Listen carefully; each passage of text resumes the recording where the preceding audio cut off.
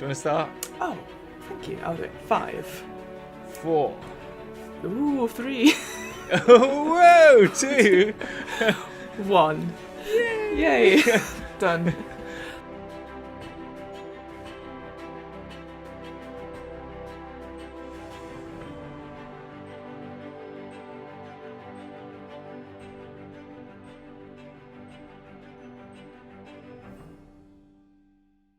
All right. I guess it's me. Okay, I'll go for it.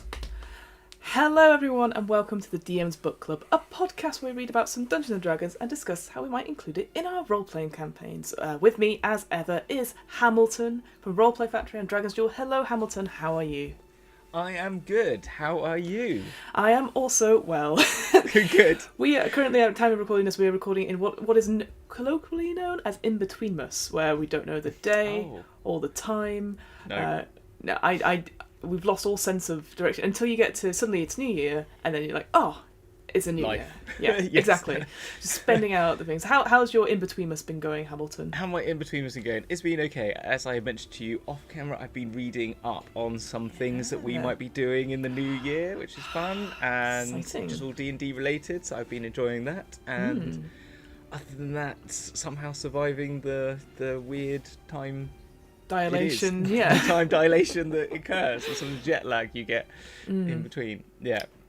Yeah, there's always this build up to like the festive stuff. It's like you must be festive, and then it's like it's Christmas Day, and then it's like Boxing Day, and then something else. So it does feel like it's always a time suck where so you know, when you have people around and you're like you have to be present, and then you're not present, and then you forget what you've done, and you eat too much cheese, and it's just. Yes. It's a whole thing. Oh my gosh, how much cheese I feel. I feel like I might turn into cheddar at this point. It's ridiculous. Exactly. But, well, today is an interesting episode because we've done a couple of these sort of, how do we call them, sort of like deep dives into classes before. But Hamilton, what class are we looking at today for DM's Book Club? We are looking at a player's favourite. It's one of the top. I think it is one of the top, isn't it? I've no idea. I think it is. I think it's your top. One of your top classes. It's one of my top classes. It is the Rogues. The Rogues. Hence the title, You Rogue. Oh, you Rogue. Oh, you rogue. Oh, you Absolutely. cad. Or something like that. It's very much of that ilk. Imagine calling the class you cad or cads. That would be Cads. Totally up for that. I'd rename the class completely. Yeah, so this is interesting because I don't know. I've always been one of those people when I've gone through the classes. I'm always very boring. I'm always like barbarians, fighters, deal damage and stuff like that. And then I've come to rogues and I've gone, oh no, well they're thieves. I'm not a thief, and that is very poor of me to have that very singular, narrow-minded view of what this class is. And so when we were looking at stuff, I was like, oh, and you suggested rogue, because that is one of your favourite classes to play. I was looking through it, and actually there's so much to do. I know I say that every time, it's like, it's a brand new information. It's like, there's so much here. Of course there's so much here. But I guess, Hamilton, let's start. Why do you like playing a rogue? What is it about the rogue class that you're like, oh, I love playing Because they got the this? best action economy. Okay. I thought you were going to say roleplay or versatility. It's not really. It's maybe not action combat, and probably someone will correct me that's wrong. But it's because they have so much versatility and in combat, and they are ridiculously fun to play. Like as in, I find a lot of the time when I'm playing other classes at lower levels, it's like, so here's your attack, here's your action. Okay, I've done my action. I'm gonna move. Bonus action. Ain't got any, so I'm just gonna sit here. Yeah, my bonus action for my paladin is my smite, but that only occurs if I attack. The bonus action from my warlock doesn't really kick in that much until later on, till you get some more spells. Same with wizards, until you're doing bonus action spells. But rogues, when you hit cunning action at second level, pretty much you just dance around the battlefield like a badass, basically. Like can't hit me. Exactly. That's what I was thinking. Literally, yeah. I remember I played one of the first times I played them was in White Plume Mountain that we did as like a little one shot, and I remember I had a turn where I was level 5, I think 5. And or maybe 8, I can't remember, but anyway, I had lots of stuff. I was cool, and so I jumped on the back of one of those big giant crayfish, stabbed it in the neck, and then I jumped off because I disengaged, and then ran around the corner, and then was ready the next turn, literally just jump onto another thing, stab it, back out again. Then I had second attack, maybe sometimes sneak. I'll go and instead of disengaging, I'd hide for my bonus action. Then I just like shoot some arrows, like shoot some daggers at it, and get sneak attack, and it was amazing. I was just like bouncing around, jumping on the back of things and jumping off them. Like other than everyone else is just gonna move like this around it because I can't disengage. You know, it's so. Yeah, it is like you are the Legolas of the just dancing around, jumping on things, jumping off things, cool slides in and out and stuff like that. Yeah. And it does feel, I guess, like, because it's almost like a spotlight on you as you like, haha, and then you go, and I hide, and then all the other players are like, oh no, it's us now to follow this thing. Because rogues, again, they tend to go very fast in initiative, and obviously they do. Obviously, the most famous thing, obviously, is sneak attack damage. So obviously, you, depending on where you have advantage on the roll, if and you don't have disadvantage on the roll, and all that sort of thing, you can get an extra d6, which levels up quite significantly. I think every 2 levels it goes up a d6 until it's 10d6 or 10d6 at level 20. Yeah. So you just get your knife and you're like, stab, but then you're like, stab with sneak attack. Yes, exactly. Yeah, well, it's because it's just like the hitman, or the sort of just, you just kind of come in and just and out, and that's it. And when you get to the higher levels, they really do. Depending on which class, we'll talk about different subclasses, the archetypes, but some of them it does become, I think you do start to notice when your wizard is doing ridiculous damage on a regular basis, and you're having to really work then to make sure you're sneak attacking every round or doing particular things to your class. So I think the sort of low level, it's so much fun. When you're in the 1 to 10, you are just super powerful compared to, I think, so much more fun compared to everyone else. Well, I don't want to say that. I don't want to say that no one's having fun, but there is a lot more. You're having fun. Yes, I'm having fun, and there's a lot of potential for fun whilst I think, in combat. But you're right. I think because with the sneak attack, it's always about like you need to have advantage on the roll, and if you're going first, you need to work out where you're going to be. So I think you're a bit more. Maybe you're more aware of your environment. You're more aware of the tactics, and you're thinking outside the box more compared to, like you said, like your barbarians or your fighters who have to. You obviously get close, or your rangers who have to shoot from afar. Exactly. You get to look around and go, okay, there's some ledges here, there's a rock here that I can hide or try and hide behind. I can sneak in, I can do this.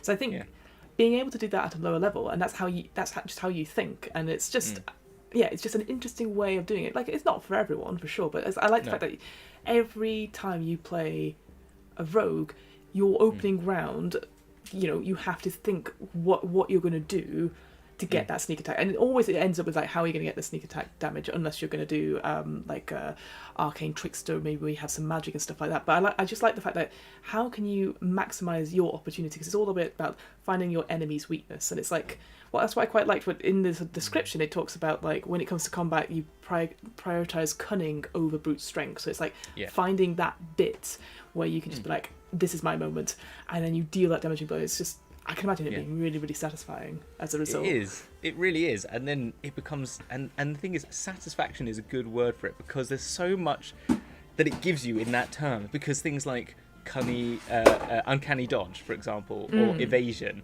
are just things that you can just feel like a bit of a badass to your DM when they go, all right, so roll your save. Oh, I saved. Oh, okay. Oh, and I use uncanny, and I use evasion. So you take no damage from the fireball that I just threw. Yeah, no, I don't. Oh, fuck. And you feel, and as a rogue, you're just like, yeah.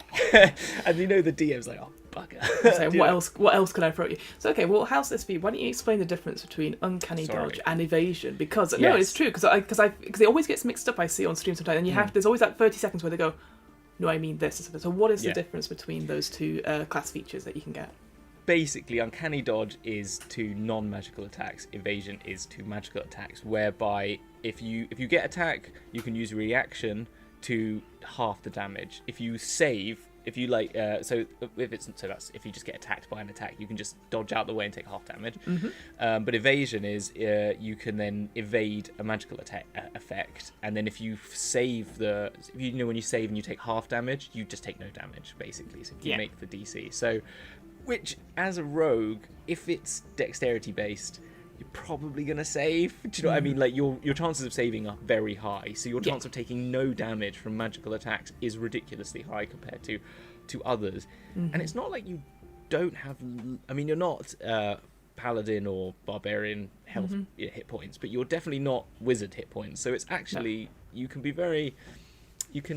with that you're maybe not applying high levels of damage all the time, but you're maintaining your life and not taking up like hit points. If we're going to go, I know this is a very combat meta, but I feel that rogues are, do you know, as I was saying, like they are very much the most combat heavy, for me personally, fun class, and that's why I talk about them very much in a combat way, whilst others I might talk in a more, like warlocks, I would talk more about their roleplay potential. Well, exactly. Yeah, well, because warlocks have the patron really early on, the first level, right? So that's their thing. Whereas obviously, again, with all the other classes, you get their archetypes or their subclasses, whatever the term of phrase is now, where that's when you develop them more.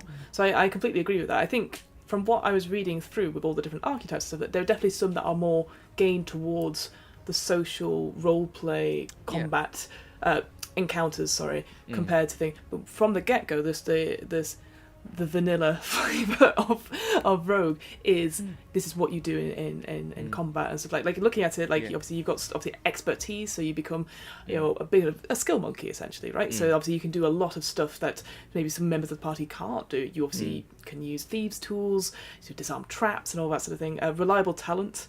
So whenever you make talent is another OP skill. It's so OP. You're just never disappointed. This is my point. You are always. Because I don't know. This is my point. You are like, satisfaction is key in being a rogue. You are hardly ever disappointed as a player. You don't make your ability roll. You just roll a 9, a lower. You use it as a 10. Yeah. Like, that's incredible. I mean, when you hit level 20, stroke a lot. If you miss, you hit attack. You literally just can't miss an attack. And if you and if you fail an ability check, you roll a 20. Like, so you are never unsatisfied as a player. Like, you just become winning. God. Exactly.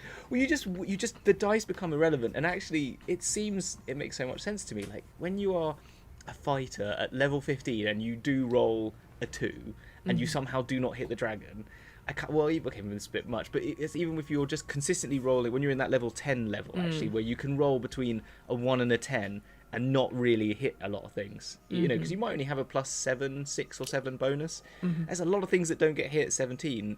So half the time, half your rolls, you're not attacking, you're not hitting. It can feel really trudging, and that's 50-50. And if you're unlucky with your dice, you can have a whole combat where you're just like, I miss, I can't do anything with bonus action. Yeah, and you waste your turn, don't you? That's your whole turn gone, which has taken you 20 minutes to get there, whilst the wizard casts 15 spells and the cleric does a million things and the rogue badasses it, and it comes round to you and you're just like, I mean, I have that as my paladin in my Curse of Strahd. Sometimes I just go around and I'm just like, I don't do anything. Whilst whenever I played a rogue, I am There's never always like something that. you can I'm just do. always doing something and always feeling like I'm involved in the game, which is kind of what I think that's an interesting point, because I always think, for whatever reason, I always think, it's really difficult because of sneak attack, and it's not. Like, if you work out and talk to your DM, like, do I have, because I guess it's that sort of thing. You don't necessarily want to break the fourth wall, going, I want to hide so that I get advantage. I think, but maybe that's just the easiest way, just to be really signpost what, because obviously the reason you're doing it is to get sneak attack, because that's, otherwise if you don't get sneak attack, then it's just you reduce your damage output per round down to like a D6 with your dagger or whatever. But I just wanted to mention that the other I think really interesting class trait you get as just a general rogue is slippery mind. So I love that idea that you acquire greater mental strength, so you gain proficiency in wisdom saving throws, and that's like at level 15. That's actually really good, I think, like, because later on, when you're dealing with spells early on, so obviously they're usually strength saves or dexterity saves, which your rogue will do. But actually, I think having a save in a mental modifier is actually could be quite interesting, because you get higher powered bosses that are going to have magic and stuff like that to give you that extra save later on. I don't know. I just think that's really interesting, because I don't know if any other classes that do that. No, and I think that's. I think you get keen mind, don't you, as a wizard, but that's because they're already very mental focused. But again, that reiterates my point. I don't want to keep going about the same point, but it's like, that's why they are so good. Again, because wisdom saves are a very high amount of spells use wisdom saves. I don't know the spell list, but I feel like wisdom and dex are your key stats you need to. I think Con sometimes comes in, but wisdom is a high one. So it just gives rogues another chance to just go, I survived! DM, what are you going to chuck at me now? Yeah. And if you're an Arcane Trickster, then you can't even chuck, intelligence saves on them. So you're pretty... And charisma, they normally... Well, you get something called Blind Sense at level 14, so you can hear... If you're able to hear, you can be aware of a location of any hidden or invisible creatures within 10 feet of you. That's really good. Because, again, your big bad disappears and you can hear them, like, sneak off and you're like, well, I know vaguely where they are, and you just work out where they are. I think that's amazing. Again, and that's at level 14, where, again, most... things will start to be more invisible or greater invisibility, or you can't see them without certain sight, all that sort of thing. So again, as a class, really interesting, and it's, like you said, very combat focused, but as so versatile that it's not like, I feel like every round is going to be very different to you, or you have to be on it a little bit. So you're like, okay, this is my round, I can do this. Tactically aware, because going back to sneak attack, like I always find the easiest way that you go hide. The easy one I go is, are my fellow player characters next to someone, because that's it. Just to, I don't know if people don't know this, but it's if you've got another player character within 5 feet of an enemy, you get sneak attack on them as well, because they are sort of semi-distracted with it. We'll go on to swashbucklers, because swashbucklers are fucking cool, because they take it even further, which is like, if no one's around, you get basically your sneak attack bonus. Sorry, I'll just turn that. That's okay. Sorry, but I think that the sneak attack can be you have to be very tactically aware of what's going on the table. I think, if not more than others, I don't know why, but it feels like you're very much... I think you can bounce off your other players very quickly. Like, obviously, you go... I say obviously, not necessarily, but because you've got such a big advantage with your dex, because the dex is the core of this class, I think. Like, I know, obviously, we've said this before, Tasha's, you can change things around so you can do other things, but because obviously so much of this is dex-based, you're quick, you're going to get out of the way and all that sort of thing. So it makes sense for this. So you might go quicker... in the initiative, so you can make the first strike and then see what your players do and then set up and stuff. So you really are working together as a team. I feel like it'll be interesting to see having a team of, like, we always talk about parties that are just fully bards. Well, this is something I was going to talk about. Go on. So I was part of a one-shot called the Beige Gang, right? Now, this came about from a conversation that I had on a Discord server, the Hope Discord server, with a few other people might know out there, like Maka from Check These Out, Maps and Quests, he's kind of a big person on the internet making maps, and Emil from the Double DM podcast, and there's lots of other people, Role Players Guild and all that. So anyway, there's a few of us on there, and we were just taking the piss about the fact that role-playing a rogue is always, I'm an edgelord, I'm an orphan, I'm such a thief, I'm so broken, Little Sparrow. Yes, exactly, yeah. Do you know what I mean? Vax'Uldan, always going, like, my favourite scene from Critical Role is when there's a video of it, I think someone's made an animation of it, where Vax'Uldan goes, like, to Pike and goes, we're broken. She goes, yeah, we all are. Like, get over it. Just shut up. Because it's like he's always going on about being like, I'm so dark and depressing. Okay. I was all kinds of fucked up a couple of weeks ago. Well, you are all kinds of fucked up all the time, and that's why we're all kinds of fucked up, and that's why we all are together. I walk by eating chicken and wearing no pants. And I give him a slap on his bare ass as he walks by. So we were joking, like, imagine if you had some rogues that were just like the most beige people ever, okay? And so we came up with we took each subclass and made like the most banal variant. So I played a cat burglar who was very rich, inherited a potato chip inheritance from Rhode Island, so he talked like this, and basically he had he didn't steal art, he didn't steal money, because he had all that.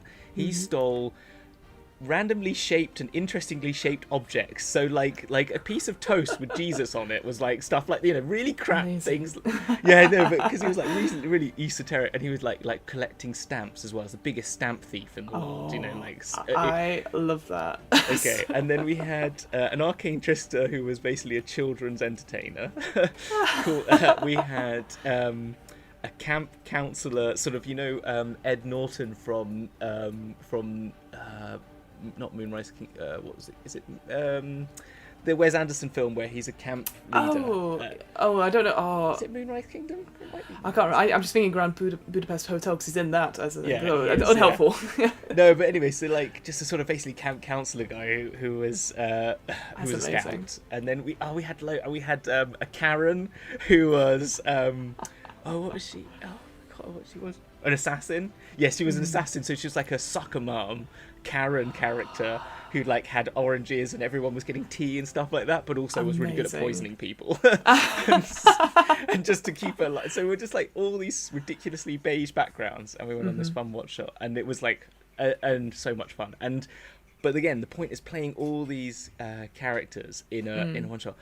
We had so much fun just like sneaking about, doing stupid things, like using the Arcane Trickster was like using mind tricks on people.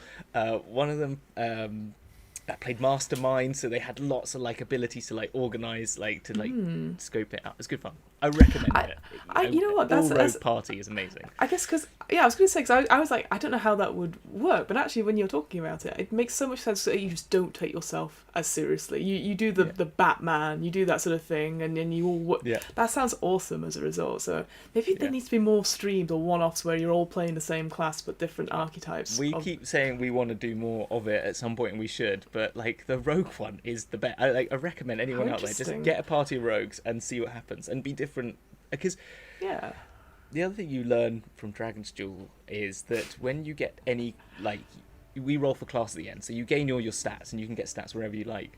Doesn't matter where your stats end up. If you get given any class, there is a class that will be an intelligence focus, or even if you are you aren't wanting to play, you want to play someone with an intelligence focus rogue, you can be an Inquisitive, or even Arcane Trickster, or you could be wisdom based and be more down the Mastermind Inquisitive role, or if you want to be more strength based, you could even make that work. Any skill really works, I'd say. Yeah, I think so too. Well, let's move on then to.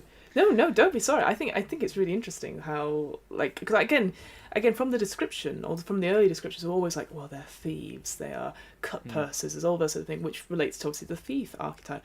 But then actually looking through, it's like when you're building your rogue, there's a big question at the beginning. Certainly in the player's handbook goes, what is your relationship to the law?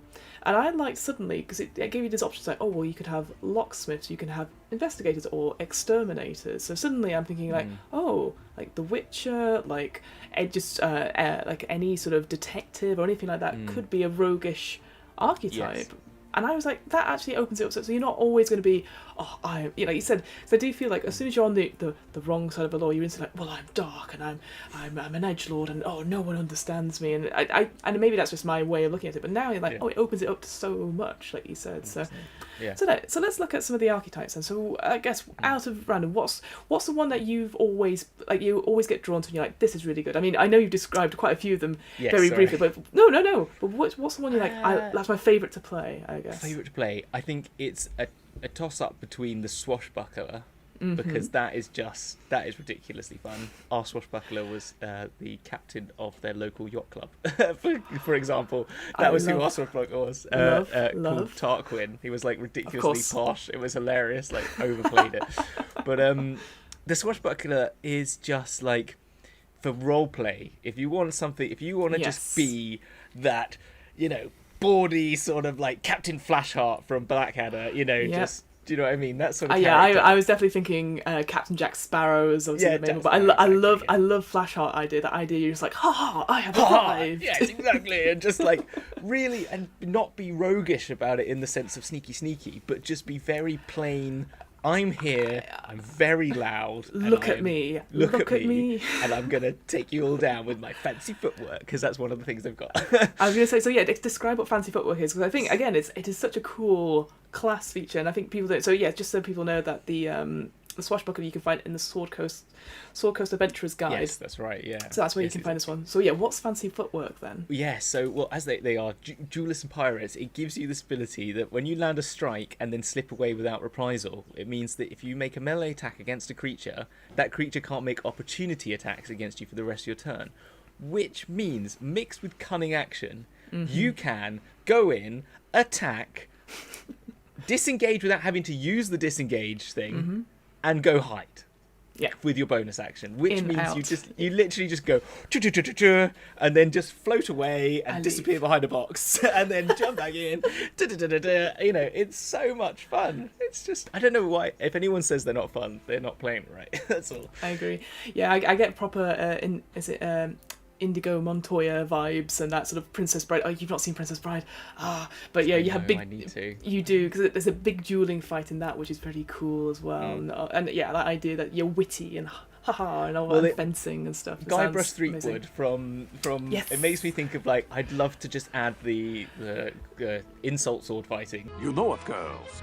In a sword fight, a sharp wit is much more important than a sharp blade. Of course. Everybody knows that, Chrome Dome. Let's get this over with. Every enemy I've met, I've annihilated. Oh, yeah?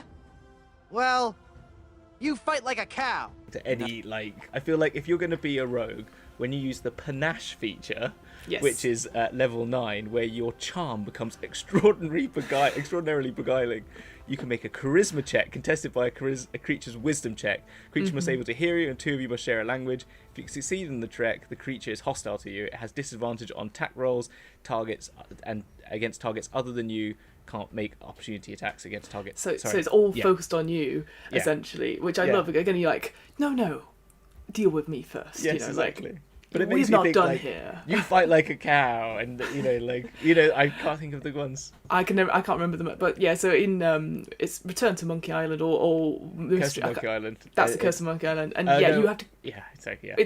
They're all Monkey Island based essentially, Secret but Monkey Island, even. Yeah, it's great. Yeah, they have it, but- and they're just. I love it because you go round and you meet people and then you fight, and obviously you're crap at the beginning because you don't know any insults, but then you learn from other pirates and then you can eventually beat them because you're like, this is the return insult I can give back to them, and it's That's it. You fight like a cow, then you must know because you fight like a dairy farmer or something like that. I think is that's the some comeback. rubbish It's like that, something yeah. But yeah, it's good fun. Look over there, 3-headed monkey. That's the other one you could say if you want to run away.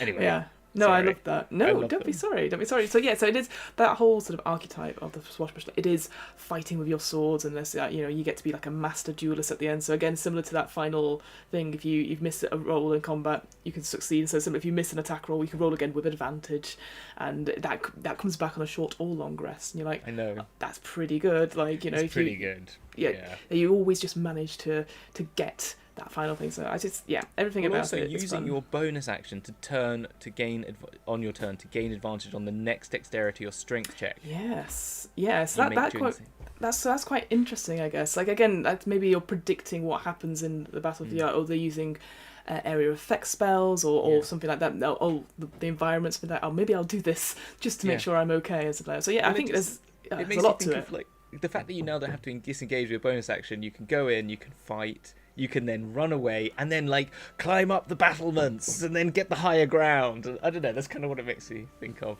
In a pirate fight. Whoosh! Oh no! Look, I'm in a new place. So Yes, you are a new place. I think place, we were new just talking about we were just finishing off talking about the Swashbuckler. weren't we? Indeed, yes, we were. So yeah, I like that idea that you were saying. So we got obviously like Captain Jack Sparrow aspects. You've also got, again, like I said, Princess Bride. Great film. If you've ever watched it, I'm going to tell Hamilton to keep watching it because it's such a I know. it's a great campaign. Isn't it? But the idea, of these duelists and sort of like which I guess again. I don't necessarily. You never see them really at higher levels. You when you're having duels and stuff like that. It's not necessarily a big bad end of the campaign, but that'll be cool to try. I think for sure. I feel if you were doing a 2-player campaign, like a DM and 1 player sort of person, or a DM and 2 players, you could get away with that sort of thing. Like because those, I think they're more and more interesting. I always want to do one if I had all the time. I wish I had all this time because it's one of those things. I think it'd be great to take one character and really pull them to and you could have that epic, sort of lightsaber, sort of Darth Vader. I hadn't even thought about that. Yeah, like a lightsaber duel, because obviously lightsabers are like swords. Should have known. Anyway, fun fact. Fun fact.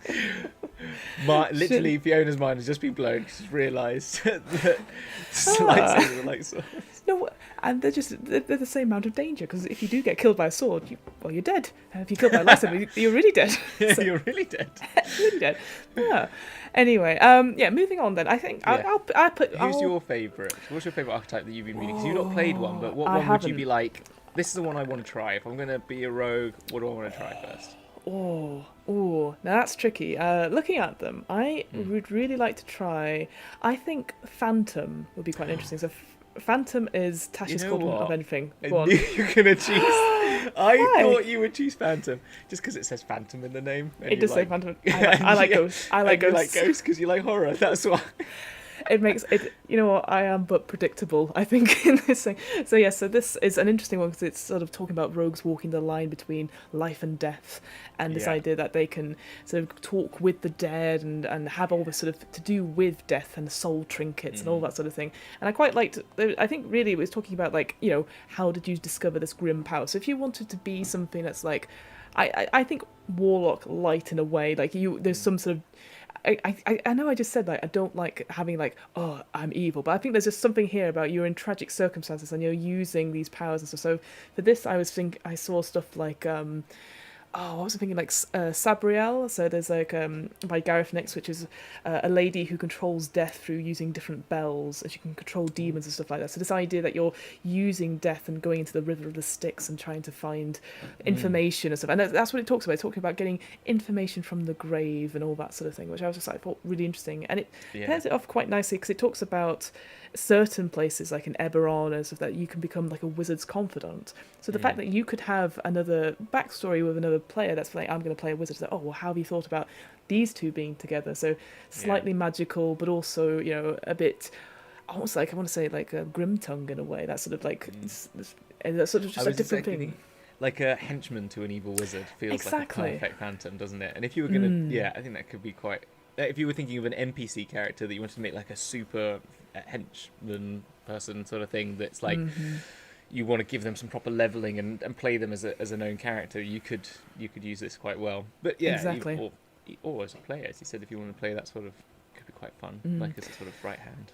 So, definitely, I quite like that. So the features that sort of come out from Phantom that I really like, there's one called Whales of the Grave, or Whales from the Grave, sorry, where when you hit someone closer to death, you can also channel that harm into somebody else 30 feet away. And so that idea that you can you know hit someone with your sneak attack, you can deal it, round up half your number of sneak attack dice, and then that second creature takes necrotic damage equal to whatever you roll on that. But that's quite good because there's no save against that, or they just have to be within 30 feet, so you could be properly dishing out damage for that, and you can do it a number of times equal to your proficiency bonus, which you regain on the long rest. And I just thought that's such a cool little slice. Again, another thing where you're just doing more damage and more damage and more damage, and necrotic damage as well. This inspired my paladin I made called the Oath of the Veiled Shadow, which you can find on DM, which surprising that came up in this conversation. No, but I did it that they don't. The only way that they gain, so it was similar like from the Shadowfell, they use a shadow realm to like inhabit there, to like that's how they gain benefits and stuff. And the one that I made is I changed the. I mean, a bit like Dark Souls in the sense that you get a soul blade, and so you have like this blade which has like little gemstones in it, and when you kill a creature, you fill the gemstone with their soul for your radiant, for your what's it called? Your divine smite. So instead of having a divine, you don't have any divine power, you gain it by having to like battle with enemies, and when you fell an enemy or any enemy that you've attacked that dies within 15 feet of you, but you've attacked it, at least caused blood to it, its soul gets sucked into your blade, and that's and if it's like a fiend, you get necrotic instead of radiant, and if it's a non-fiend, you get radiant damage, so you can have a necrotic. That's pretty cool. Divine smite. So yeah, I thought it was quite fun. That's quite no, I love that. That's why because I saw this and I was like, I love this idea. Copy paste, but not copy paste. But like I played on to that to make it something that was like paladin focused. So I think they're quite fun. They are quite fun. These are great. you've hit on a really good thing. So again, their second sort of big thing that they have is called tokens of the departed. So when a life ends in your presence, you're able to snatch a token from the departing soul, a sliver of its life essence that takes physical form. So again, a really cool role play thing. So when a creature dies in your presence, and it says creature, not an enemy or a target or anything like that. So it could be your ally. You take. You using you can open your hand as a reaction, and you can roll on the table to get a trinket which represents what the soul was about. So you can either roll for it, or the DM can describe it. And I mean, it might get a bit tedious if you're constantly doing that, perhaps. But I just like that idea that you get something at the end of it, and you can do so many things with it. So you get, whilst a trinket soul is on your person, you can get advantage on death saving throws and constitution saving throws.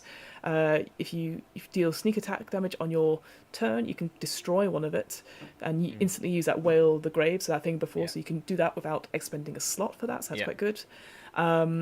And then obviously the cool roleplay was that you can break it for an action and ask the soul a question, and it has to answer, but it doesn't have to answer truthfully. So very much like what's it called now? I've completely forgotten, but the one where you talk to the dead and it can answer you several questions. There you go. Talk to the dead. Speak with the dead. Yeah. Speak with the dead. Speak to the dead. So yeah. So again, some really cool role play things that you could just have. You could just meet an NPC with loads of like necklaces and stuff with different shards. Yeah, I think what I would do is like with this is like have like a standard trinket for just like, this is what I gain, like little you said like gems on a necklace, or like a like little blades around your like on your like skirt or something like that. I can imagine like little like leaves or feathers, but then when it's like a particular one, you might roll when you're like, oh, this is a like a big bad. Yeah, I'm gonna roll for this. I can imagine also that if you ended up in Avernus, say, you might find those very useful financially. Not that this is a good thing. I'm not advocating selling of these things, but you know, it's just, I'm just saying free money in a way. It's basically is, isn't it? Like obviously you can only get a certain number. I think it's like your proficiency bonus, all the way up, sort of thing. So ultimately, I think it's like 5 or 6 that you can have at any one time. But I mean, still bloody useful, still cool to have. Like, and then you have stuff like Ghost Walk, so you can. Which reminds me of our. Literally of Ghost Walk. Ghost Walk. Absolutely, that's what I was thinking as well. 3.5 for you. Somebody is going, manifest. Yes.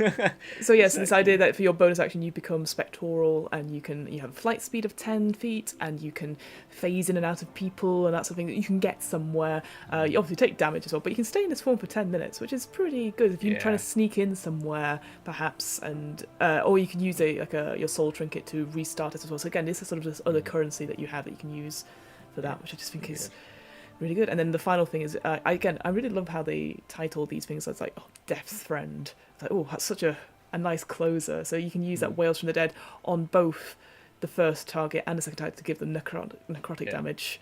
And then at the end of a long rest, a soul trinket just appears in your hand anyway, because the ghosts are drawn to you. And I'm like, I love that. If you want to be an edgelord, this is. I'd love to make a beige version of this, to be honest, because you didn't have a beige phantom, but I really want one now. Because that would be amazing. Because you just be like, does anyone want this? I've got I imagine so they many. own like a really naff.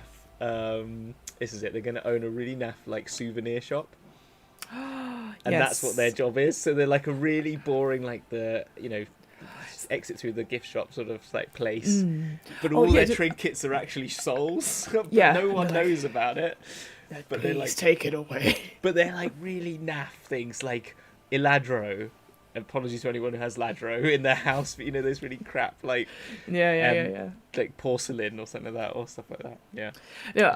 Like an antique shop, but it is just like those odd curios, and you're like, no.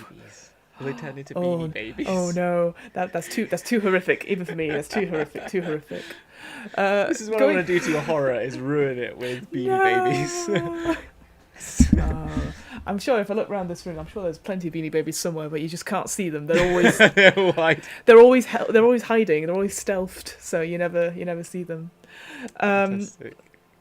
All right. What other archetype do you think that you're like, this is quite cool? I think all of them are really cool. I think the one that I feel could be better is one. If you want to talk about that, is the Inquisitive one. Yes.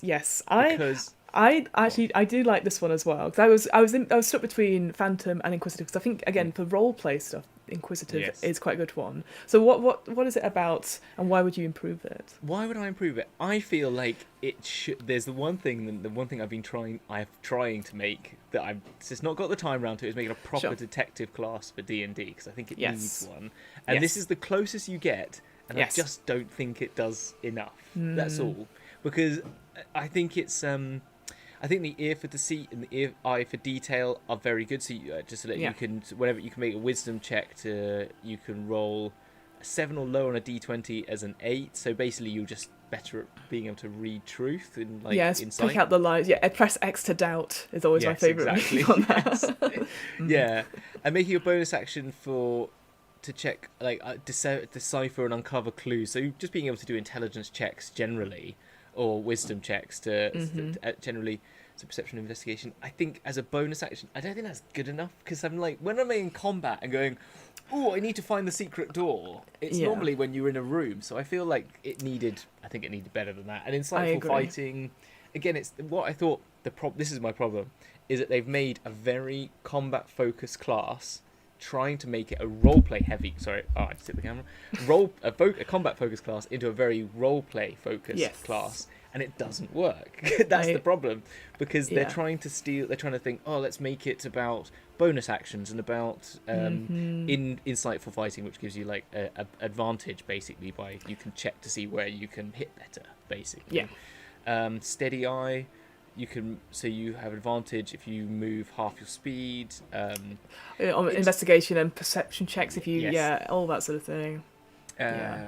You can again, you can see more things. You get better blind sense, and you figure out weaknesses of people. I just think it was very much.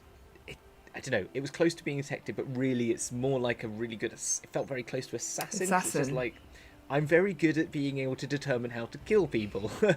And so it's good because it opens up the need for a detective class, which I think there is room for. But that's all. That's the thing. Yeah, I agree. I guess because obviously rogues, because they're designed in such a way, as we just sort of spoke about having this combat. They are going to hit. If they're going to hit very hard. But then obviously you say, oh, but all this stuff does feel a bit to me like it's out of combat. Like, how often in combat do you find a secret door or the lever that reverses the lava or anything like that? And I don't know. I definitely have had in previous D&D sessions. There's definitely been there's been a timer. There's been a big crystal, and I've gone, let's break the crystal because it seems to be pulsating quite quickly. But that's just me as a player, and as a barbarian, that's what I normally play.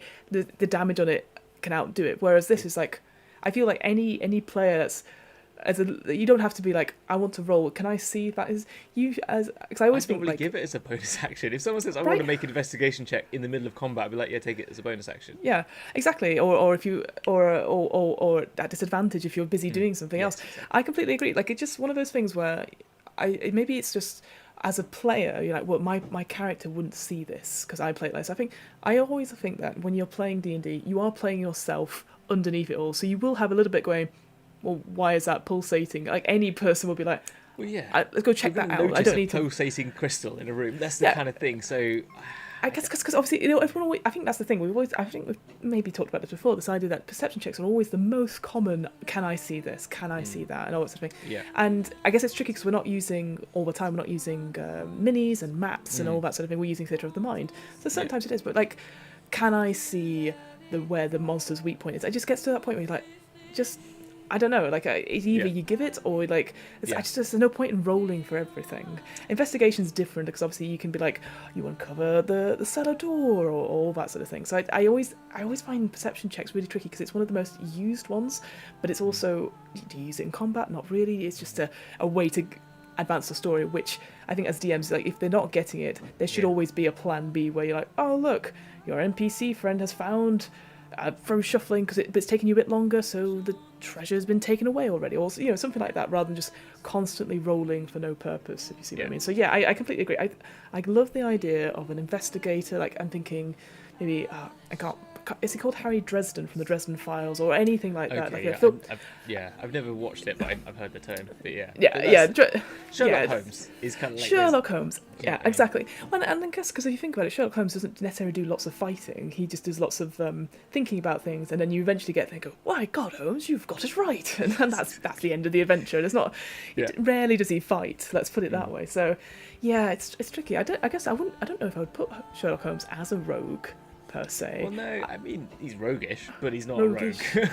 But I guess, but I'd maybe put him as a duelist, perhaps. So I put him back as a swashbuckler, and just have everything dumped into proficiencies and stuff. Because you already get proficiencies and expertise in the classic things, so you don't necessarily need more of it. I don't know. I've tried to make it in the past. I've done it so that I've just given them as basic, like straight off, you get advantage on intelligence and wisdom saving throws,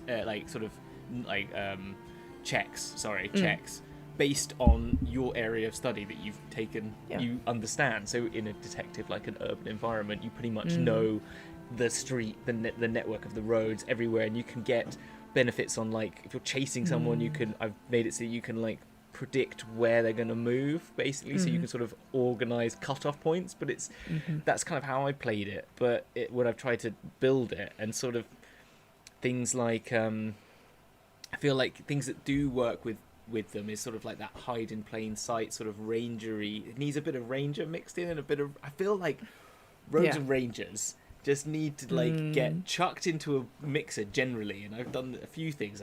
Thought about making things. I feel like you could gain a lot. Like, I think, when we do talk, have you talked about rangers on here before? No, not yet. So we'll have to do that again. Yeah, but basically, rangers just need cunning action added in, and a couple of other things from other things, and they'd be sorted. Because, like, they'll be done. they'll be done. But you think, we were talking about Legolas. Like, Legolas to me is a ranger. But absolutely, yeah. But I can definitely see him.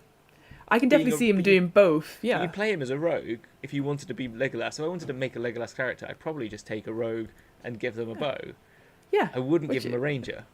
Because that sneak attack you can get on ranged attacks as well. Yeah, so exactly, makes sense. So like, it doesn't. I don't know. It just kind of. It's not. We'll talk about rangers. We'll talk about rangers when we come to rangers. We'll talk about rangers. But yes, I agree. I think Inquisitive as well. Like, I guess the name of it as well. Whereas all the rest are like, Arcane Trickster thing. It's like Inquisitive. It's like investigator. Yes, exactly. Inquisitor or anything like that. So I don't know. Interesting on that front. So yeah. So I want to talk about. I think the other archetype I wanted to talk about was the assassin. Oh yeah. Purely because this, like, reading through it, brought me back to my favourite video game of all time, which is Hitman.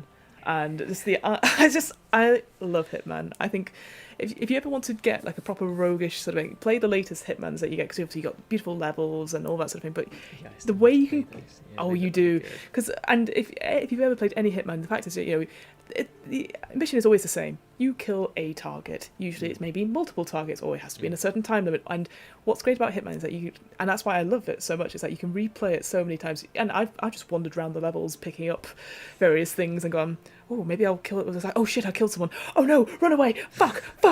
As most of Hitman playthroughs you ever see is people like hiding and running away. Exactly, yeah. And I that's the thing that makes me love. So that's why when I saw this class, I was like, this could be quite fun, because you could play the very serious, like, Assassin's Creed, Tobias Reaper sort of thing, but I want it to be clumsy. I want you to say, oh no, I used the rubber duck instead of the throwing Tommy knife. Cooper of. Thank you. Good evening. Ever got time for more? Oh, could you imagine? That would be amazing. Yeah. So I thought we'd talk about Assassins, and I think because most people, I don't know. Again, this is where I should have done some research before, but I don't know what the most popular type of rogue is. I would assume it is a damage dealer. Like, I always think it's thief, because maybe that's just the thing of it. But I think assassin probably is quite. Assassin and arcane trickster, I think, are quite big, so people might want to do a little bit of magic and stuff. I'm going to find out. Have a look. So I'll say, you get at level 3, you get something called assassinate. I mean, makes sense if you're assassin, you get assassinate. Oh, go on. Roguish archetypes rankings. This is ranked by just one person. It's a fact. But yeah, so assassinate, you get advantage on any attack rolls on a creature against a teacher that hasn't taken a turn in combat yet. So again, that quick initiative you get, and you just stab, and then any hit you score on a creature that is surprise is a critical hit. So again, the idea that you're just walking up behind someone and you a lot of talking. You know how all these boss fights always start with talking. You just go, right, just get in position and go. Yes. It's done. Yeah, no, I think they do have lots of other fun things. I think when you were saying I think Thief and Assassin must be. I was just thinking about going back to the most. I think it must be Thief and Assassin, probably. I think because they're both, aren't they both available in? They're the most available ones. Yeah, that's it. In Player's Handbook. So there's Arcane Trickster, Assassin, and Thief. I think it's basic rules, but yes. So those three are obviously been the oldest, I guess. So I can imagine it's one of those three. Yeah. But what? So. What do you think of their like infiltration stuff, like the imposter one and the? I think they're quite fun actually. Yeah, I think they're more fun than the thief one. So this is the thing. I think is it? Yes, this one talks about like okay, so you're putting yourself in this sort of character, and again, I can imagine using this sort of thing that you set. I don't know how often you do this in a game. I just think it's quite nice flavour stuff and maybe good roleplay stuff. So, okay, you create a false identity for yourself, but you must spend 7 days and 25 gold pieces to establish a history, profession, and affiliations for identity, but which can't be a real person. It has to be fictional. But again, very Hitman. You just turn up in a suit and you're like, hello, I'm Tobias Reaper. You've got a hotel room for me. You're like, oh, yes, of course, because you're wearing a suit. So I think that's quite cool. And then the imposter one, so you gain the ability to sort of mimic speech, writing, and behaviour, but you must spend at least 3 hours studying these 3 components of the behaviour. So again, following around people and stuff like that. Your ruse is indiscernible to the casual observer, but a wary creature may suspect something. So they have to do it, but you gain advantage on any deception checks. So again, it's all. I guess this is the thing. I just think you need to. No, I was just going to say. I think. It's one of those things where this would have to be a very particular type of campaign, because I can imagine you have this cool idea, I'm going to be a hitman, but I'm going to do this, and then you're like, yeah, well, we're going into a dungeon though, so this you don't need a disguise for anything, you don't need to mimic anything, so it's a bit great. Pointless. It'd be great in like the Waterdeep. I was going to say Dragon Heist, right? Yeah, absolutely. Infiltrate balls. You could pretend to be other people. Yeah, works well for this. Interestingly, going to all rogues, the high rollers. Waterdeep Dragon Heist, they all had to take a level in Rogue, didn't they? Yeah, I think so, because it felt very. They called it a Rogue's Gambit, didn't they? Actually, that was the title for it. But I think this is perfect for it, because I think when we were doing Dragon Heist, there was lots of time where we had like weeks to go by, time to downtime happening and stuff like that. So we didn't actually have any rogues. We didn't actually in our party, but we had a ranger, and I feel like we should have swapped the ranger to a rogue. It would make so much more sense. But because they went to parties into it, and they went to galas and stuff, and they needed to infiltrate, and so this would have been perfect for it. Like you know, and you'd obviously say you spend the next week, creating this false identity sort of thing. I guess. Yeah, it's the way you play it. I guess, I can imagine it being for heist stuff, for urban settings. Again, the idea that maybe you have a guild, and you're like, okay, it's a thieves guild, or it's a I don't know, a Mission Impossible kind of guild. Like, okay, your mission, should you choose to accept it as these things, and then work on that perhaps. But yeah, because it does feel very role play esque, and like and you have to have meet certain requirements, because there's another, I can't remember which class it is, unfortunately. There's one which does the same thing as Imposter, but you can mimic someone's speech for a minute after just like looking at them or something like that, and it's like, compared that to 3 hours of work. So you can imagine like an upstart, like rogue going, oh, I'm going to mimic that speech. He goes, oh, well, I think you need to take your time. Oh no, you can just do it. Okay, well, that's pointless for me. But I think again, it's campaign dependent for sure. But I do like that as a thing. And then Death Strike, you become the master of instant death. Yeah. It's just a great line. So yeah, you must make a Constitution saving throw. On a failed save, you double the damage of an attack against the creature if you attack and it's surprised. At level 17, assassinate plus Death Strike on with sneak attack. Sneak attack. It's gone. Yeah, pretty much most things could get done. No, I mean, like, you're not going to kill, CR20 characters, but you can pretty much take anything. It's going to be an amazing opening move if you're able to be that quick as well. Yes. So everything about it, I'm just like, that's well, you just cool. think if you were an assassinate, you would literally have everyone but your party turn up in the Dragon's Lair make a big noise, use sneaky, and just before anyone takes an attack, you go, take it out, and see what you can do, and take like 100 damage off it or something ridiculous like that. Yeah, it's a, like, you can imagine like a rogue, a barbarian, any of those things which just have those big opening moves and just like it takes half the damage, which is helpful before the dragon goes. Or I mean, the dragons will any big bad will probably have really high initiative as well. But if you're able to get there quick, you're like, oh, quick, surprise, surprise, motherfucker! Just like exactly, and then disengage, jump around, and hide again, and it's fine. Ooh. Can't touch me. Exactly. What any of the others that you want to talk about? I think we've covered the classics. I think Thief is the real classic, and I think it's basically they're very good at jumping and climbing and things, sneaking and stealing things. Basically, I will say the one feature from device. Yeah, so I want to talk about this because I think out of the Thief classic, it's such an old school thing. I actually do like it. I think it's quite funny, like the idea that you could get your hand on something. So level 13, you've learned enough about the workings of magic that you can improvise the use of items even if they're not intended for you. So you could take any magical item that isn't required by a class and use it. I just like the idea, like, again, thieves, I'm thinking of Catwoman, I'm thinking of like, any sort of cat burglar type thing in that, and I'm just like, oh, I got it, it's pretty. Oh, it could also do this. Like, yes, dead. Like, well, it makes sense, like, because you need, like, you can't have grappling. You can have grappling because you want that. You talk about Catwoman, Batman. This sort of, you want the tools of the trade, which in a D&D world are going to be magic. So you want.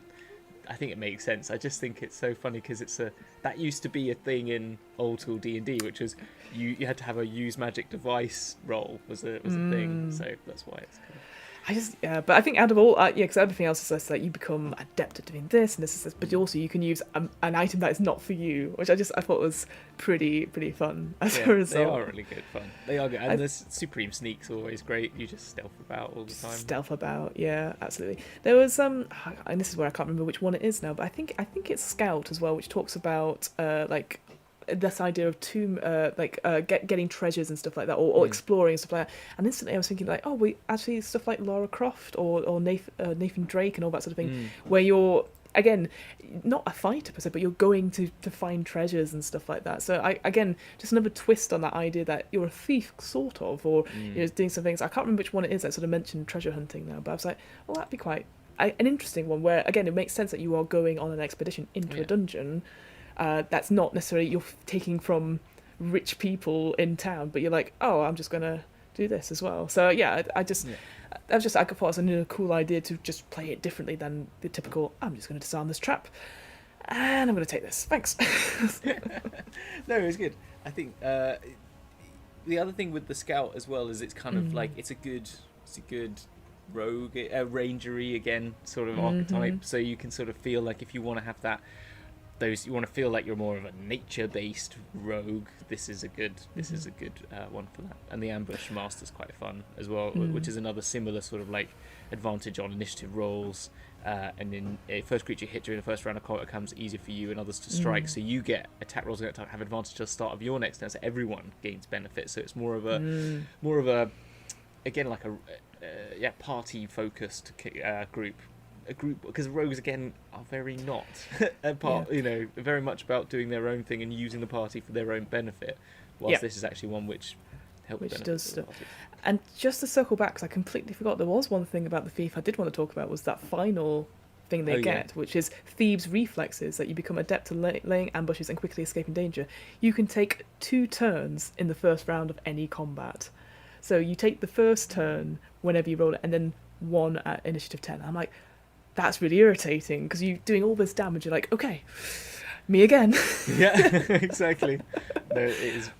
It's very cool.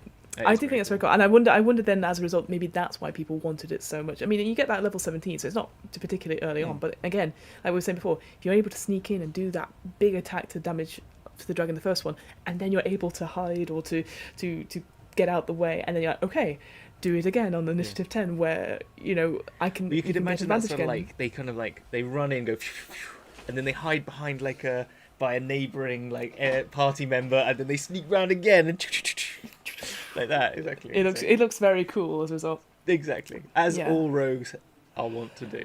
All rogues are just very cool, just slightly, like you said, gothic, a lone wolf Yes. kind of thing. Yeah.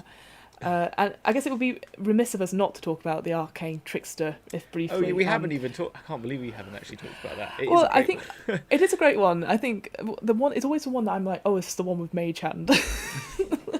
And obviously, there's more to it than that. But this idea that obviously it has Mage Hand to use certain things, so you can use Mage Hand to pilfer items from things easily, or to put stuff onto people, which I always think that's a cool way of, like, you know, if you're trying to get like past, like, say, a security point, and you're like, oh, I have some illegal goods or something like that, you just, I'll just put it in the person in front of me, and they might not get checked, but they might do, and you're like, oh well, whoops. Like, I didn't get checked. But you can also turn that invisible, which I didn't realise I assumed you could do that with all Mage Hand. Turns out you can't. So you don't have this magic wavy hand anyway, it's all invisible, so that's quite cool. Obviously you get cantrips, which are all from the wizard spell list. Again, I didn't know this myself, but like you can use it to, they're all, what did it say? It talks about it. It's all enchantment or illusion spells for the first couple of levels, and then you can choose which ones. And I think that's quite important, actually, because obviously it buys into that whole thing that they're sneaking and it's like deceiving people and they're illusionary and stuff. So yeah, everything about it I thought was quite cool. And what was it I was going to say? The Spell Thief is a good one as well. I quite like that. That as was a real, it. like, yeah, that's the 17th level one, which is, even if it's not a wizard spell, any spell that's within, because they only go up to 4th level spells, if they see someone cast it, they can use a reaction to basically, if they fail a save on your DC, you negate the spell's effect again, and you steal their knowledge of the spell for 8 hours. Yeah, and then they can't cast it. So it's like, I just like that you just almost like just slip it out of them. And you're like, cool, this is mine now that I can cast for 8 hours. And like you said, yeah, it only goes up to level 4, but still, that's such a cool thing. But like, how useful, like, I know, you can't, there's not many you can't cast spells. Fireball, you can't cast like Dimension Door or anything that could get away. Like, oh no, you can't have that. No, you can't have that. But so now I can use it. Which is I can use better. it. No, I think that's a really cool. And again, I kind of wish that was at a lower level. I mean, I know it doesn't make sense per se, because obviously it's not like you get higher magic level, etc. But I just thought, because it's such a cool idea. Having a negate spell, like a counter. I mean, they can use counter spell because they're wizards. Counter spell's a wizard thing, isn't it? I think they must be able to. Yeah. But having an additional sort of counter spell that's innate would be quite cool. Like on top of evasion, it feels very roguish like in that sort of evasion, uncanny dodge, to sort of as a party benefit as well, as more party benefit. One being like, oh, I'm gonna suck the energy out of that spell. That's that done. Yeah, I also like, that was it. The one I was going to say was you can use your Mage Hand to distract targets, so you could just put it within 5 feet of them and be like, hello, can't see you, and then you get advantage on the rolls against that creature to the end of the turn. So it's like, fuck off, and you're like, no, it's a hand. Ooh, and now your hit slaps up. Doing like, butterfly. Ooh, butterfly. I can do a dog. Ruff, ruff. Ooh, like flicking the head. Flicking. Ooh, Oh, that's stop, so annoying. Stop hitting yourself. Stop hitting yourself. Stop hitting yourself. Okay, I love that now. I'm doing that. Doing that now. Yeah. What else is there? There's Soulknife as well, so that's a more recent one. New, isn't it? That's new, so that's from Tasha's as well. Yeah. And I liken this to almost like a Jean Grey, a Dr. X, that sort of thing, where you're using the power of the mind and soul blades and all that sort of thing. So you can create soul blade weapons to throw at people. You can use them to throw them a distance and then teleport to where that knife is, and then you can just go straight into the mind towards the end of it. And again, it's very, very edgelordy. I do see this as sort of a companion piece to Phantom in a way, because again, that sort of epic stuff that. That's there's pretty a lot. Cool. Yeah, it is. What? It is a very cool. Elevation. I want that, because that's like Dishonored.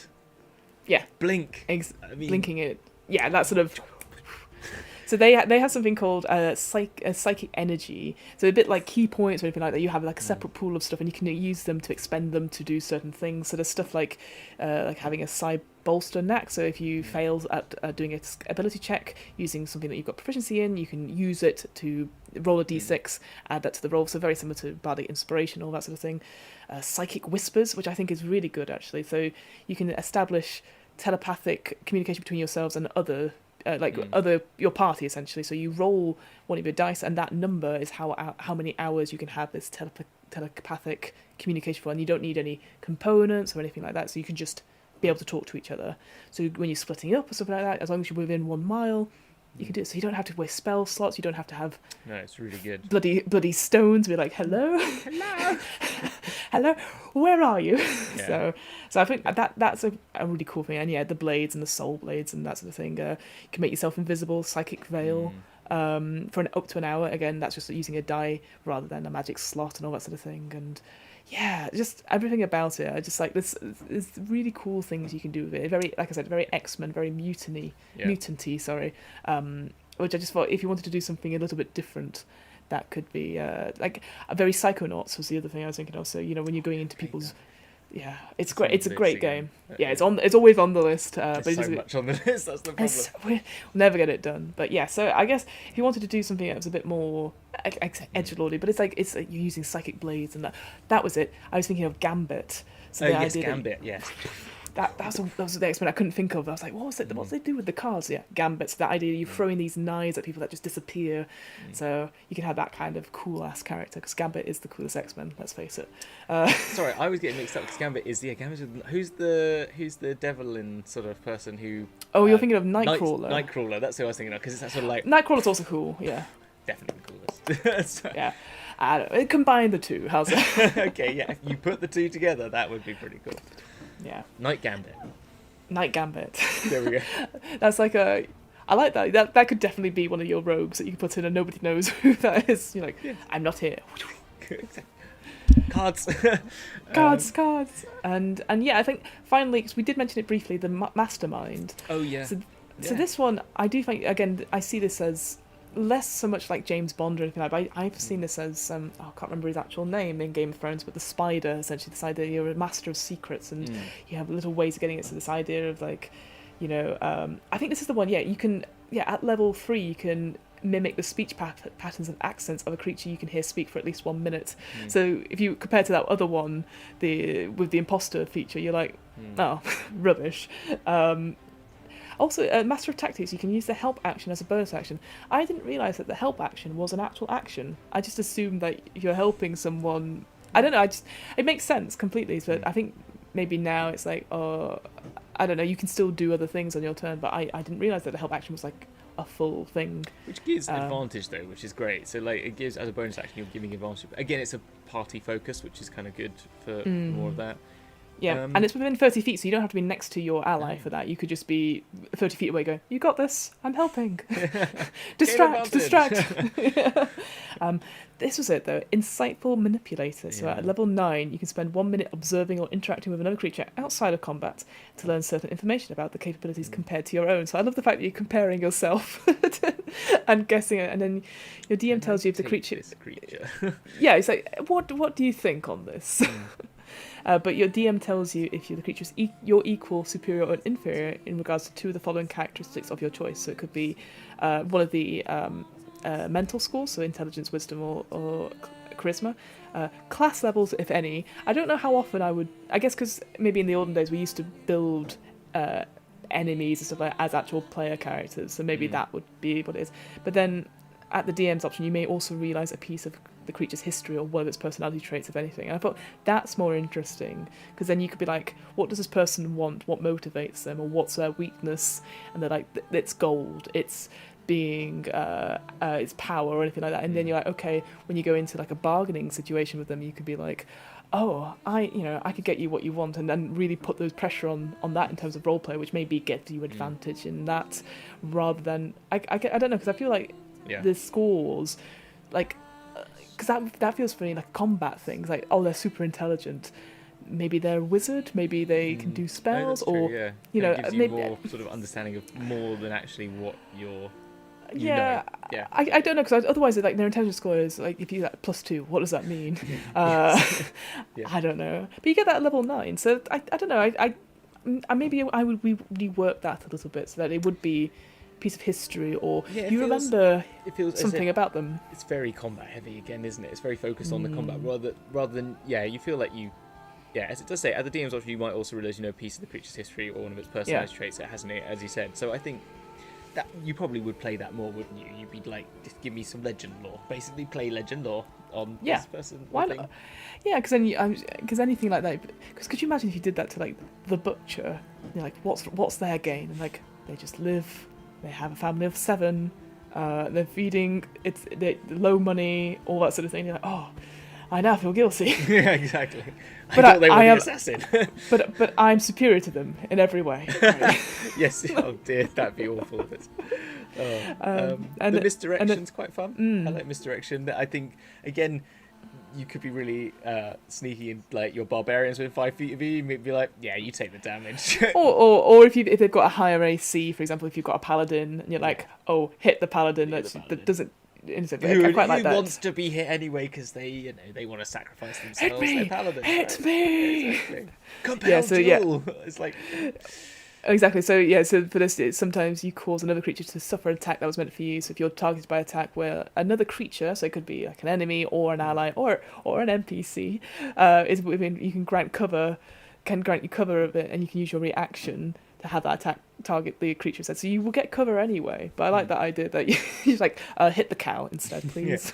Yeah. But if they've got minions as well, I guess that's the thing. It's like if someone's trying to Yeah. use, it's a very good like anti-pack tactics sort of thing because you could if there's they're sort of like dire wolves or something like that, and you're fighting against, they hit the same the other dire wolf or something like that, which could be quite good. I quite like that misdirection one. And then finally, Soul of Deceit. Your thoughts can't be read by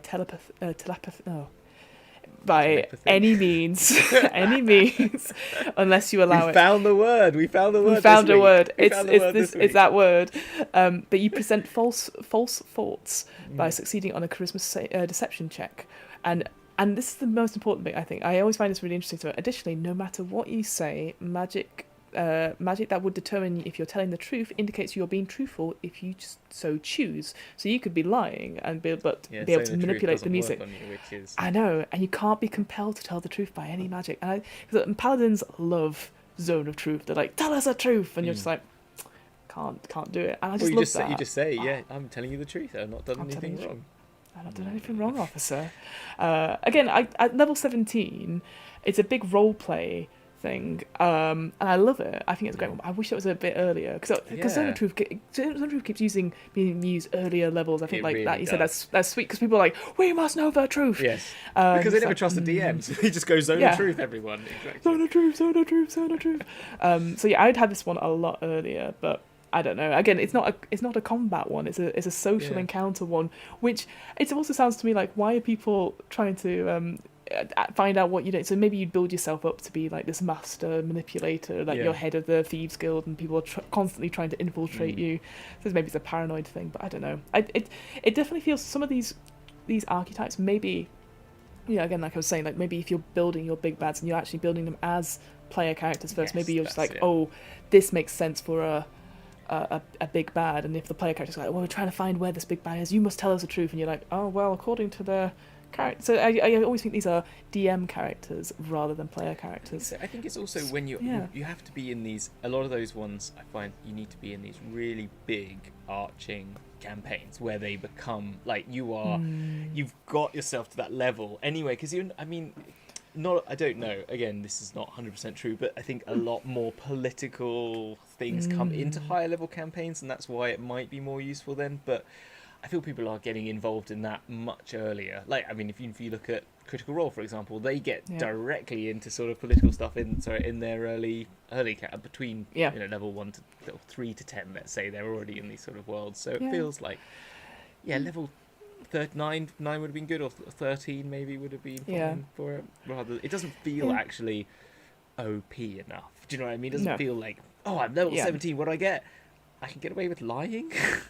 I've already got a really good charisma score, so So I think overall, looking at all these archetypes, so there's 9 of them to have a look and stuff. I think some of them you're like, oh, these are really good for combat, and some of these are like, oh, these give me ideas for roleplay. But I do feel the roleplay ones, like, there's, I don't know, like, because again, like, going back to it, we said the vanilla, the sort of standard rogue, you get so much of it, and then these ones, I don't know, it doesn't seem to add up to it. I mean, I'm sure there's the same with other classes as well, but looking at it, there is such a stark difference between, like you said, the Inquisitive and the Assassin and all these sort of things. And it's one of those things where, again, maybe it's just the way they were written, and then we're looking at them like earlier on, maybe there was like, oh, you could do all these things, but they're not as important to the game. Whereas now it's like, well, roleplay is more important than combat, or vice versa, or there's more choice perhaps. So I don't know. It's an interesting one. Yeah. I think what I've learned is that there is no one type of rogue, as I assumed, and actually all of them are really interesting. And it just, again, depends on the game. Again, talking to your DM about it and going, I want to play this kind of rogue. Does this fit with what you've got planned? Oh, bless you. Sorry, hang on. I've stolen that sneeze now. That's mine. I'll keep that. You cannot sneeze for 8 hours, but I can. There you go. But yeah, I feel like as long as you check with your DM, like, does this work? Because otherwise, you might have a really bored player halfway through going, I can't do anything because it's... Sorry. Bless you. I said you couldn't sneeze. Sorry. you failed on your DC. I did. Damn it. But yeah, you don't want... No, it's all right. But yeah, you don't want bored players. No. Sat there. And like you said, like you get around to your turn and you go, oh, there's not much I can do in this. And that happens from time to time when you think that rogues...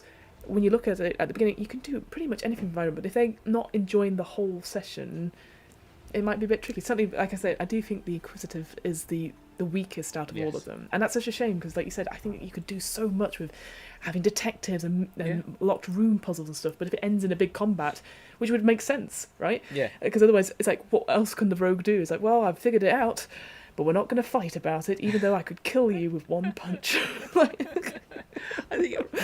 I think that's it, and I think what Rogue says to me is like, it has great role-playing potential. We all know you could do the edgelord. I think you could do silly things with it, and you could do great fun things with it, and more than just edgelord.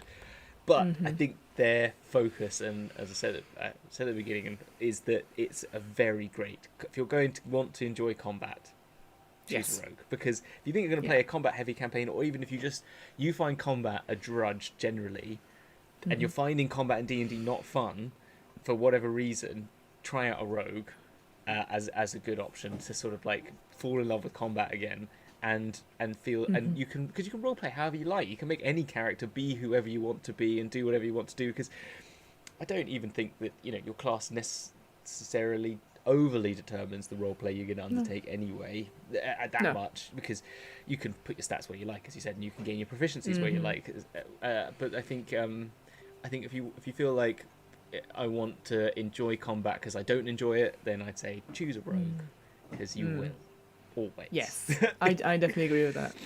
Wow. Well, thank you, Hamilton, for such a great and interesting topic. Like I've gained so much more out of it. I get a new appreciation for them, and because maybe I did see them, like I said, as the thief, but as I do all the damage and then I leave, and you're like, oh, bloody hell. But actually, there's so much you can do with them. Yeah. So, Hamilton, what's happening on Roleplay Factory? What's happening with Dragon's Duel? What's going on? I don't even know where we are now. I don't know where we are. I think we're in the middle of June. We're in January somewhere. We're in the middle of June. We're in the middle of January. Let's just say we're in the middle of January. We will be, I think, by now. I think maybe this is... the first episode of Dragon's Duel Season 3 will be on Saturday night. That's what's going to be happening. So our character backstories and our session 0 was last week. This Saturday is going to be session 1, so that's going to be fun. You will see what we're going to do with these characters, what the story is, like what happened. Like, this is going to be the opening of a campaign, basically. So it's going to be exciting.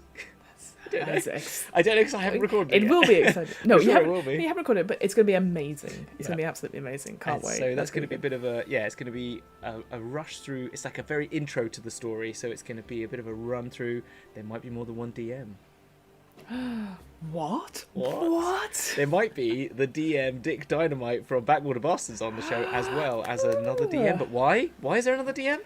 I don't know. What's going on? But yes. That's very, very exciting. There might be Behold the Disco. Well, I'm there. What's the dress code? There might be. I don't know if there will be, but there might be. Oh, you've made promises now. I have made promises. Hopefully I can keep... No, yeah. So, yeah. Anyway. Exciting. That's all I can say. What about you? What's going on with where? What's going on with... What's going on with me? Well, good question, Hamilton, because I'm also in the same place going, what is going out just now? So, yes... What's going on? So my name's Fiona. That's number one. Number two. Have we clocked that yet? Whoa.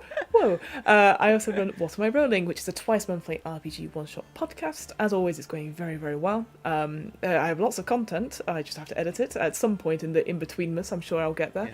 Yeah. I've been playing some solo RPGs. I was talking to you about it. I've been playing something called Long Haul 1983, which is a solo RPG game of me going on a long journey in presumably a semi-truck, and let me tell you, it's not great. Something is following me, and it's not fun.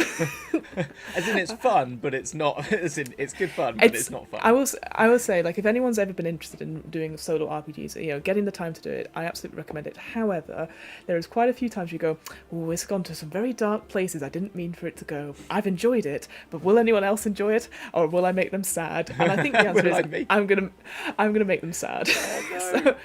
But it's. I think those solo RPGs. If you're a DM or you're getting into writing your own content or anything like that, I think doing solo RPGs is a really cool way of like verbalizing stuff or writing your own stuff, because then you can just get something out and you actually go, oh, I can use this somewhere. I always think that in any content I've ever done is I can use this somewhere else. So I think like doing rogues, I'm like, I definitely want to play a rogue at some point. And the idea of doing a full party of rogues, I'm just gone, that is the coolest thing ever. Of course I want to play that now. So so I always recommend solo RPGs on that front. So yes, Long Haul 1983 is what I'm doing just now. And then at some point in January, hopefully again, touch wood with all this obviously variant stuff that's going around, I'm hopefully going to do this in-person VR improv stuff called Galactic Implosions, which is a sci-fi improv show where essentially it's a bit like Galaxy Quest if Galaxy Quest was done by lots of British people, and there's aliens, there's VR stuff, there's a black hole somewhere, and I'm in it currently as just the general chat person. So if you talk to me on YouTube, it's me answering your requests and stuff, but hopefully, well, not hopefully, if somebody was to be taken sick for a reason, I go in as the reserve. I've not done any VR before, so this could be quite fun as their arms get twisted or my head is on backwards, and we just have to justify it as that, yep, that's just what the captain does, or depending what character I'm playing. So yes, amazing. Hopefully I can talk. Hopefully, I can post more about that if I'm watching. If not, I'm probably on the show going, I'm in VR. I'm in VR. So that's my January, and of course, always to finish off, if you're thinking, God, I have a little bit of money after Christmas and I don't know what to spend it on. Well, let me tell you, you know what? It's so funny. I'm home currently whilst we're recording this, and I'm very close to Burnley. Unfortunately, I won't have time to go over and visit Third Space Gaming, which is at my friendly local game store. You can get 10% off at checkout if you use the code DMBC into checkout.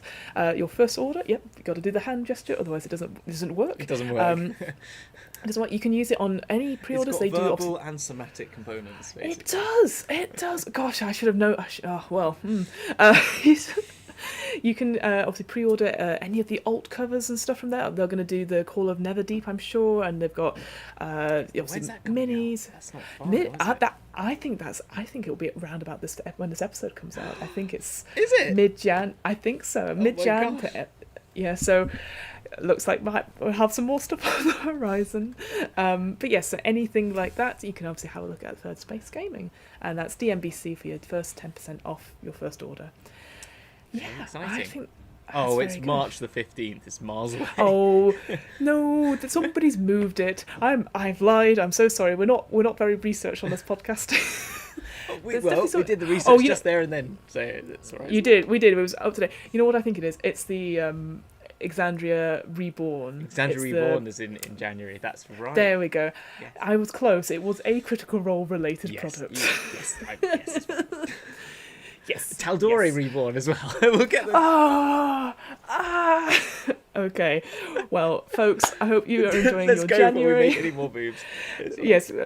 So, as always, we'll see you next week. I'm sure it will come up on the thing. But until then, see you on the flip side. See you. Bye. Love you. Bye.